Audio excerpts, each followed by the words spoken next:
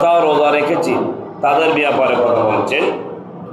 হযরত আনাস ইবনে মালিক রাদিয়াল্লাহু তাআলা আনহু, হযরত আনাস ইবনে মালিক রাদিয়াল্লাহু তাআলা বর্ণিত ক্বালা, তিনি বলেন ক্বালা ইয়াখরুজু সাইমুন মিন কুবুরিহিম, রোজাদারদের কিয়ামতের দিন তথা রোজাদাররা কিয়ামতের দিন মিন কুবুরিহিম, যখন কবর থেকে বের হবে, ইয়াখরুজু বের হবে, তখন ইউরাফুনা বিরিহি সিয়ামিহিম, তখন তাদের মুখে সিয়ামি মিন আফওয়াহিহিম, তাদের মুখের সুগন্ধে তাদেরকে সেনা যাবে। কেননা ইয়াখরুজু আতিয়াবু মিন রিহিল মিসকিন, তাদের মুখের ওই দুর্গন্ধগুলো কিয়ামতের ময়দানে মিশক আম্বরের চেয়ে খুশবু হবে। সুবহানাল্লাহ।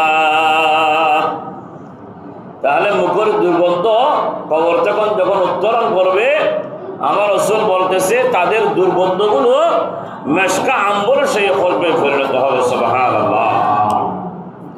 ফায়াকালু লাহুম কুলু ফাকাদ জুতুম হিনা শিবা'আন নাসু ফায়াকুলুনা ওয়ায়াশরাবুনা ওয়ায়াস্তারিহুনা ওয়ান-নাসু মাশগুলুনা ফিল হিসাব। ফায়াকালু লাহুম কুলু ফাকাদ জুতুম হিনা শিবা'আন নাস শিবা'আন নাস ফায়াকুলুনা ওয়ায়াশরাবুনা, তখন তাদেরকে বলা হবে তোমরা আহার করো। কেননা শিবা'আন নাস ফায়াকুলুনা ওয়ায়াশরাবুনা, কেননা মানুষ যখন আহার করেছিল তখন তোমরা ক্ষুধার্ত ছিল। সুবহানাল্লাহ।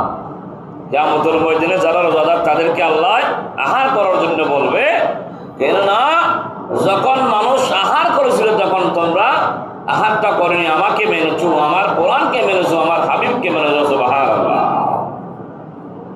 কিন্তু তোমরা ক্ষুধার্ত ছিলা, বক্ষণ করনি, তোমরা সাইম ছিলা, রোজাদার ছিলা। ওয়ান-নাসু মাশগুলুনা ফিল হিসাব, অতএব তারা পানাহার করবে আর আরাম করবে, অপরদিকে মানুষ হিসেবে চিন্তায় ব্যস্ত থাকবে।